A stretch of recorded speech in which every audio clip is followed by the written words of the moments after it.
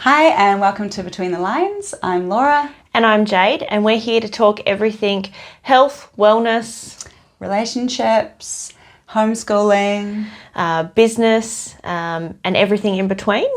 One of the big topics we are discussing today, you asked, we listened, and we are going to be talking sex lives. Yeah. And what we want out of our sex lives, how we achieve what we get out of our sex lives. We are by no means experts. Absolutely not. And there is no right or wrong way, but we are definitely here to be very real and have those open conversations about what goes on in the bedroom. I think it's important because it's no longer taboo. It's okay to talk about sex, and realistically, we all talk about sex anyway. Absolutely. We definitely talk about sex. I see you didn't point out our beautiful cactuses. Yes. So if you have been watching the first few episodes, you'd notice that these cactuses have been there all along. It was always our intention to head the podcast with a few episodes about this. Oh, it's real life. Absolutely. We all have prepared a few questions for each other. We are very nervous to go into this. So please don't listen, family. Oh yes, Mum, if you're listening to our podcast, please don't listen to this one. No. Or if you know us personally and you have to look us in the eye next week, please don't listen. And our husbands. Yeah, our poor husbands. We'll just pretend for them that we didn't talk about this. Yeah. All right, let's start with the first question. So how often do you have sex? I'd like to have it 3 times a week, but on average, I reckon twice. Yeah. I would say we're about the same. However, it depends on the season that we're in. Yeah. Sometimes we can skip a week, depending on how busy it's been. Yeah. Sometimes we try and make a midweek attempt, but it doesn't always go that way. Yeah. How often would you like to have sex? 3 times a week. Yeah. Yeah. If I didn't have kids, it would be 4. Okay. Yeah, I could see that. Without responsibilities. Yeah. Definitely 4 times a week. Yeah. It's one of those things that I think the busier I get, it's the first thing to go. Yes, I agree. And the more overwhelmed I am with housework, it's the first thing to go. Absolutely. I was just saying to Jade earlier on about how when you do feel overwhelmed, I am stacking my dishwasher, doing all things, saying, you are not getting it tonight. I'm too tired. And it's very similar in this house too. So my husband and I work together. So we run 2 businesses together and homeschooling, and we've had a crap day at work, and you know what, let's face it, we're not supposed to bring work home because work Jade and Scott are different to home life Jade and Scott. But I tell you, when it's been a bad day and he's been an ass, that's the last thing you want to do when you get home. No. Yeah. No. Yeah. In the morning can be feeling really keen, and random times, a song will come on. I'm like, okay, cool. And then it gets to the end of the day, fall asleep on the couch at 7:30. Yep. That's it. Yeah. Or you make a plan out, okay, if we go to bed on time tonight, it's going to happen. Yeah. And then you get home and there's been 40 mils of rain in a couple of hours and your kitchen's flooded and... yeah, that'll take it out of you. Yeah, you're like, there's just no chance. No. Just no chance at all. All right, here's another one for you. How do you make it work with kids? Short amount of time. Get in and get out. Yes, it would be finding those opportunities if they're watching TV. Generally on the weekends when we have a bit more free time and we're not working. Yeah. For us, our daughter washes her hair twice a week. Look, she takes long showers anyway. It's long, but on hair washing days, it's definitely long enough to get done what you need to do. Yeah. Occasionally, she'll have a really short shower. You're like, shit, hurry up. I know for us, when she was younger, it was easier. You know, it's sort of, I know it's hard because when they're super young, you know, it's easier. And then they go through that stage where they want you all the time and they go looking for you. You get that knock on the door. Yeah. I love it. So there's that season where you can't. Yeah. And then sort of a little bit older than that, they're happy to go and play. They're happy to go and watch a TV show. You think, oh, cool, I've got one Bluey episode. Yeah. I've got time. That's 7 minutes, by the way. Look, that's more than enough. Yeah. Sounds like you're speaking from experience. Yes. Yeah. Yes. And then they get a little bit older and they start to actually know what's going on. I don't know, it's like they've got like spidey senses or something. You know, mum and dad have disappeared. Yeah. I'm going to go looking for them. What are Yeah. they doing? Yeah. I'm going to go and interrupt them. We often call her Rooster, which is a nice name for cock block. Especially when, you know, in the lead up to it, because you don't want to just, you know, lock yourself in a room and get it over and done with. Like, you know, you want a bit of romance. Yeah. So, you know, when they catch you kissing, you know, they're in the other room, you're like, oh, quick, we'll try and set the mood for a little bit later. And all of a sudden they're just like up in your face. Yeah. Oh, but I want a hug. And you're like, oh. Yeah, the number of times that, Mike's had to be like, in a minute. I think it does also keep it a little bit spicy as well when you do try to do it in a short amount of time and it's, you know, a little bit of a race. Yeah, to try and get it done. Yeah, try and get it done. Try and get it done. No, that's for bad words. But try and, you know, you want that. So if we're going to get it done, we got to get it done. Yeah. Like you can't stuff around. You've got to know what each other wants. Yeah. And I think that is probably one of the lucky things of being in such a long-term relationship for us. Because we've been together 19 years, married 16, and we well and truly know what to do now. Yes. Yeah. And I don't think you can ever say that that's boring. I think it's helpful when you're going through the seasons of not being able to get, you know, it's not like pre-child where you could just do it whenever you wanted to, or now, you know, you've got to make allowances for it and try and fit it into busy lives. Yeah. Because everything's busier. So knowing what each other wants and being able to please each other in that short period of time, I think is actually it's quite a rewarding feeling as well. Yeah, and because you are reconnecting, you're both making that effort to be intimate because it's important to you both. Oh, absolutely. What happens in your relationship when you don't connect in that way? There's a lot less patience for each other. Yes. Yes. There's also a little bit of guilt, I feel. Yeah. Knowing that they are wanting to connect in that way, and I've either said yes and then it doesn't happen, so not fulfilling that commitment. Yep. And just not having the energy to give to that, which is important. And like you say, unfortunately, that falls by the wayside when everything else in life is overwhelming. Oh, it's absolutely the first thing to go. As much as we don't want it to be, it is definitely the first thing to go. I think for myself, it definitely affects like how connected we are and how much time we have for each other. Yeah. And patience. Yeah. So if we haven't been able to have sex, I feel like our patience for each other definitely runs a lot thinner. Yeah. We may see each other all the time, but it's a different sort of connection. You know, we work together, we live together, we homeschool together, we work out together. Yeah. But it's just that that one part of the connection that's just for us.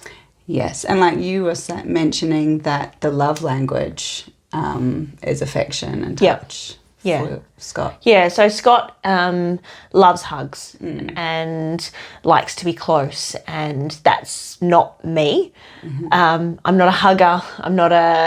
I'm just not that person. I like my own space, but I know for him, if we aren't having sex, he doesn't feel as loved. Yeah.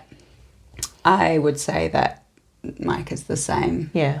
Yeah, and it's not just the sexual act, it's actually the affection and being close. Yeah. And then I think because it is the first thing to go when you're feeling overwhelmed and you're already short-tempered because you're so overwhelmed, then not having that to give them, then they definitely do feel like they're missing out on that love, which then creates that tension. And then it's just this big downward spiral. Yeah, and if you do have kids, there's so much you have to give to them, and especially when they're really little, if you are breastfeeding, you're constantly being touched. So that definitely falls by the wayside for a while. Absolutely. Even when they're toddlers, though, Alice was super clingy, always wanted to be on my hip or touching me. And the last thing I wanted to be was touched of a night time. Yeah. Please just get off me. Please don't touch me. I'm done. Yeah, and then, if that is their love language, then they can feel rejected, that it's them, unless you can communicate it. Yeah, and I think it's important in a relationship to be honest about that and to be honest with your partner about even though we're not having sex, it doesn't mean I don't love you. Yeah. And I think it also is the sign of a respectful relationship that your partner is also aware that the season you're in. The season that you're in, right? And they understand and there's no pressure. I'm by no means saying, have sex with your husband because it's their love language. Yeah. I'm just saying I know that if we don't have sex, it impacts negatively on our relationship. Not that, but I don't feel pressure to do it. No. It's just we're both very aware of what each other needs. And you know the benefits of reconnecting in that way. Absolutely. And it makes me a happier person. Yeah, I mean, I enjoy it too. Absolutely. All right. Okay. I'm a little bit embarrassed, so here we go. Let me move on before I ramble too much. All right. What is the most embarrassing moment your kids have caught you in the act? You knew I was going to send at least one good one your way. In the shower. Just forgot to lock it, and one of them just walked in, and I just had to stand in front and pray that the fog from the shower hid everything. Oh, that's a good one. I like that one. Yeah. Yeah, Scott has he was recovering from surgery, and for some reason it was actually a rather, I don't think he was working, right? So he had to do something with his time. So he wanted it all the time. So there was a TV show on, it was Bluey, and I shut the door, but I forgot to lock it. And it was, I was in front, on the bed, and had to pretty well, just hope for the best. I think we rolled and pulled the blankets and hope that we didn't scar her for life. Yeah, I know, that's always the thought. Yes, there's been many close calls. Yeah. But I think that's also the sign of a healthy sexual relationship as well. Yes. That, and as much as we don't want to scar our kids, I think it's also important for our kids to see that we love each other. Oh, definitely. And, aside from sex, the hugs for affection, the kisses for affection. Yeah. Because we're modelling behaviour that we want our kids to be in. We want Yes. them to see a respectful, loving relationship. Yeah. When my parents were together, I would always feel so comforted and actually safe when I would see them embracing or kissing. Yeah. Oh, I didn't really have that growing up. So my mum didn't really have long-term partners until I was 13, 12 or 13. But yeah, so I never got to see that side of relationships. And it was something that I definitely went into my relationship with Scott saying that I wanted that secure long-term relationship. I wanted that love and that care. Yeah. I didn't want to, get divorced after 5 years. Yeah. That wasn't my intention. Not that's been easy. Now that's a whole other podcast that That's we will upcoming. get. That's coming. Trust me. There's a whole story to that. But yeah, I think for me, because I didn't have that, I think that's why it's important that I show our daughter that, we do hug and we do kiss, and that is part of a healthy relationship. Yes. Doesn't mean I want her to catch us having sex. Like, that's just No. not enjoyable. No, it's not. Although it does add to the fun of it. Quick, get it done. Yeah. Quick. Yeah. I have caught my parents, not caught them, just like walked past a bedroom being on holiday. And even at the time, even at that age, I just thought, well, that's just what mums and dads do. Yep. And that is part of a healthy relationship. So having sex benefits the whole family. Teaches everyone a good lesson. Yeah, that's I do think that aside from teaching kids that, being in a loving relationship, I do believe sex benefits the whole family because you're no longer yelling at anyone. Exactly. Frustration level gone down to zero. And look, I'm more than likely to hug Scott during the week if we've had sex. Yes. So even though touch isn't my love language, I am more likely to show that affection if we've had sex than if we haven't. Okay. So now I'm going to be looking at you guys in the gym, at training sessions, hugging and being like, oh yeah, thank God. Yeah, I know what you got up to last night. Jade's hugging. Yeah, That's a good sign. That's a good sign, yeah. Mum and Dad's not fighting. All right, my turn to ask you a question. Okay. Do you use anything to get you in the mood? We're being honest, right? We sure are. All right, let me Going bright red. I am going bright red. So we have used porn in the past. Yeah. Definitely when there is that complete overwhelm and I just have had no desire. But I still want to connect. It's hard because you want to connect, but you have no desire to connect. So I'm like, we've got to do something. Yeah. So yeah, we've used porn. We have tried to do dirty text messages during the day. Yeah. Not overly successful, especially when you get home super late and you fall asleep on the couch. Yeah. But we've tried. Yeah. And just as boring as it sounds, scheduling it. Okay. Yeah. Yeah. As boring as it sounds. Like how long of a schedule are we talking? Like in 2 weeks' time? No. It's like, okay, Saturday when she washes her hair. Okay. Yeah. And I guess once you get started, you're in the mood.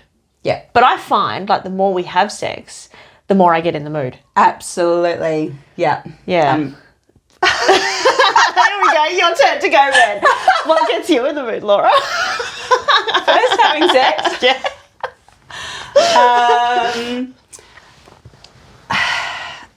I would sort of prepare myself. Yep. I feel. We have also used porn. Yep. Although porn these days I feel is just it's just too invasive. It's not like the 80s where you got those romantic stories. So there's no romantic stories, and they just sort of go straight into it, right? Yeah, and all you see is just phallus and there's no foreplay, there's no lead up to there's it. No dinner. No. There's no woman in the office walking in. There's no hugging and kissing. There's just let's just drop your pants and yeah. So we did use that a little bit, but not as much anymore. Wearing nice lingerie. Yep. For me, I have to feel really confident and good in my body. And that can come on in the spur of a moment. Yep. Sending text messages. Yep. I've I've got a really important one. Feeling appreciated. Yes. Yeah. That's a massive turn on. Feeling like everything I'm doing for the family has been seen. Yeah. Doesn't have to be chores don't have to be taken away, but it just has to be seen that I'm doing all this work. Yeah. Yeah, that's a big one. Yeah. Feeling appreciated. Yeah, I would have to agree. What really stops the overwhelm is stops the overwhelm. So yeah, I'm too embarrassed to talk. Just pretend. Yeah.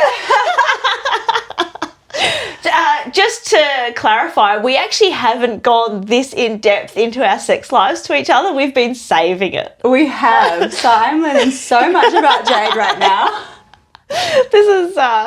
This is really not going to add to the jokes, is it? You know those memes where it's like men doing the washing and all the stuff around the house and like, does this get you in the mood? I think it's helping around the house, knowing that I am feeling overwhelmed. Yeah.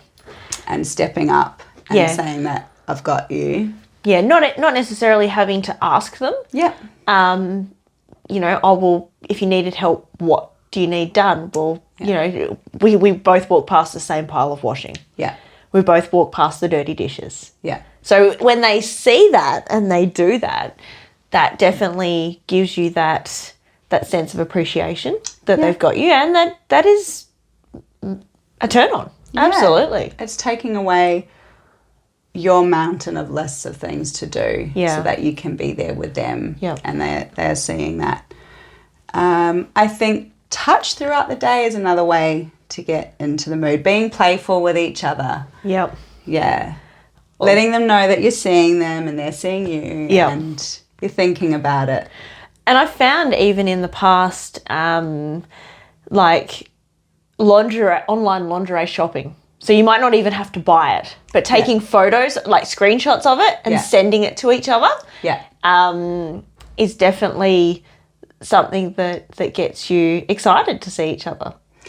Well, that leads me into using an app. Yes, so that was a bit of a project of mine. We were actually going through a dry spell. Mm-hmm.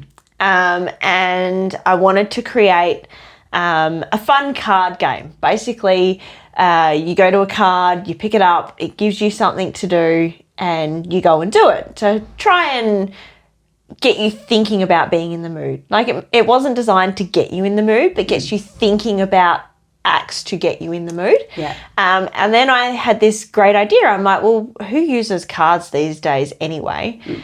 And most of the time I'm trying to fit sex in around a shower. So why not just turn it into an app? Yeah.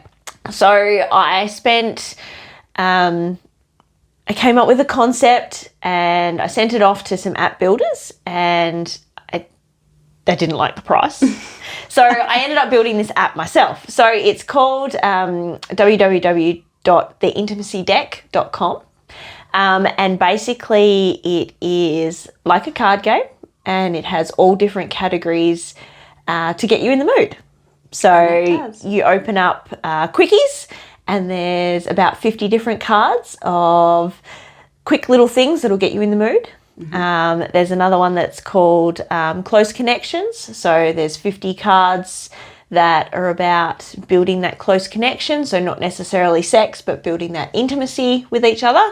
And there is another category, which is positions. So there's little flashcards that come up with a position to try and how to get into that position. And you know what? Building that app was so good for my sex life because you were talking about it. Yeah. You were talking about sex with your partner. Mm-hmm. You were talking about, oh, check out this fun position that I've added. Oh, I like this card. It's my favourite. Add it to favourites. Yeah. So definitely...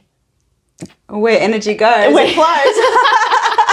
Just like having sex. Like, because we were talking about it all the time,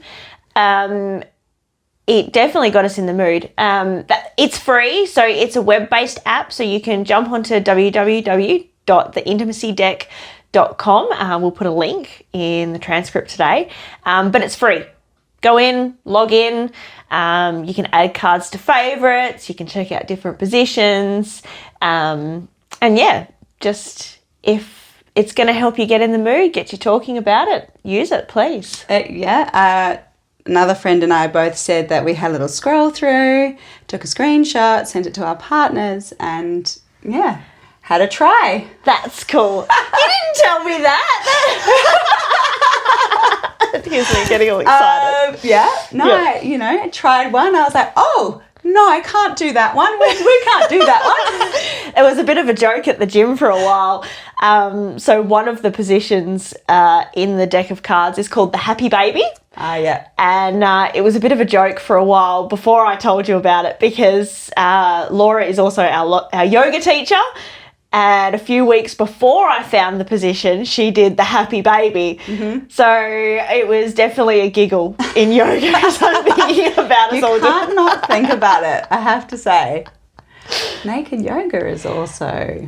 I've heard naked yoga is... That's a good one. It's, look, that is definitely something that's in our list of things to explore. We might... do a naked yoga session and give you guys a review of some Perth-based naked yoga. This is just me and Mike. This wasn't at a class, but I'm just saying it was, it was helpful. Was helpful? Yeah. Naked yoga was helpful. Yeah. Okay. Next question. But yes, do check out the app. It's beautifully done, and if anything, just to have a flick through starts getting your mind thinking about it, and it can take away that blockage of I'm too tired. I just can't. It just gets that conversation happening, right? It gets that conversation. There's super simple ones in there like kiss your partner on the lips uninterrupted for 60 seconds, which seems so simple, but it's that connection, right? And once you get that connection, then the intimacy follows. Yes. And then when you feel appreciated and loved and intimate, then the sex flows. Yes. Yeah. Yeah, definitely. I feel that it's when we're connected mentally as well. Yeah. On the same page about things, even when we're making goals towards life as well, that can help towards connecting sexually. Yeah, absolutely. Yeah, just and even feeling on the same page about the kids. Yeah. And achieving things and celebrating each other definitely makes you more connected and makes you want sex, definitely. Yeah, and I have to say that doing since Mike has joined the gym and we're training together, and that has brought us so much closer, and it's something that we talk about every day, all the time. So having a hobby or something that you do together that you both enjoy brings you together. Yeah, definitely.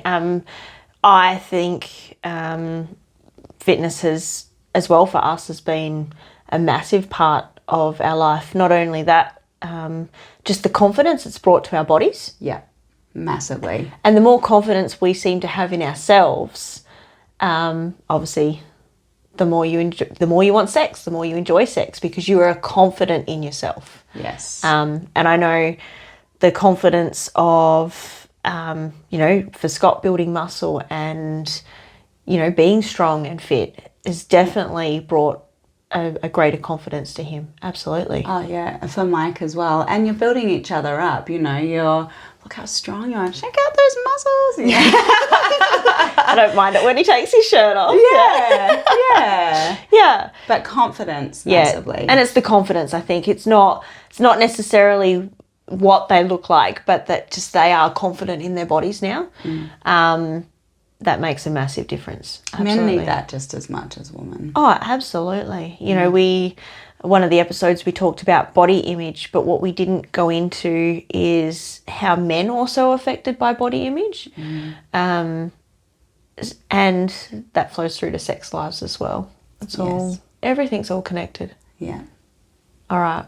You ready? Last question.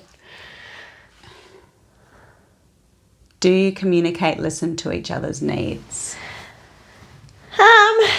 Yes. Yeah. Some of them are pretty well unwritten now. Some of them are very unwritten. We know what each other needs. But in the early days, it was definitely about finding that confidence to say, well, I like this. Yeah. And I want this. Yeah. And it's not going to happen if you do this. Yeah. Stop changing the rhythm.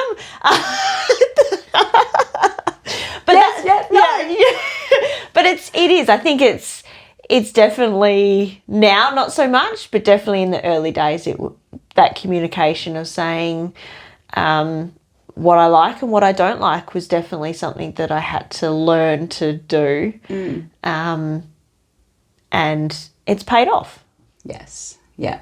Because I enjoy sex with my husband. Yes. It's not boring. Might be seasons of repetitive, but it's not boring. Yeah. Yeah. I feel that it's listening to what Mike's needs are, in terms of needing to be close. Yep. Yeah. Yep. That's that closeness that comes from all of it, and that closeness is what gets us in secure relationships, feeling close and connected rather than feeling like we're all unloved. Yeah, and like life has seasons, we evolve, we change, and what you want can change also. And being comfortable, saying to your partner, I don't want this. Yeah. I don't like that. This is not where I am in my season. Yeah. I don't want to be touched. Yeah. Yeah. But I do also feel that you have to listen to their needs as well and go, okay, well, look, I'm sorry. There's no chance tonight. Yeah. Absolutely no chance tonight. We are not going to do that tonight. Yeah. Not a chance in hell. But we can hug. Yeah. And we can still get close. Yeah. But we're just not going to get that close tonight. Yeah. We'll see how we go tomorrow. Try again tomorrow. Yeah. Schedule it in. Yep. And be spontaneous at the same time. Yeah, just because we schedule it in doesn't mean that it also happens then as well. Yeah. Some things happen, people show up. Yeah. There's nothing worse than, getting a phone call to say, oh, we're just in the area. You're like, just close back on. But yeah, it is about trying to bring in that being spontaneous. I'm not even going to try it today. Yeah. But just trying to be connected, and the more you have sex, the easier it is to have more sex. Yeah. All right. Well, I'm done embarrassing myself for today. Well read. So, thank you for listening. You go. If you want to share, if you must, we're here to listen. If you have any other questions and around this topic as well, we're here to listen and help as we can. Absolutely. If you've got something bedroom related that you want to talk about, that you want us to maybe speak to an expert about, please by all means reach out. You can check out the link to our, obviously the YouTube and Facebook, Instagram. It'll all be on the bottom of the videos and on our social pages. As well as the app. Oh yes, yeah, I'm going to put a link to the app. So app's free. Head to the intimacydeck.com and check it out. You won't regret it. Thank you for listening, and we'll see you next time. Bye. Bye.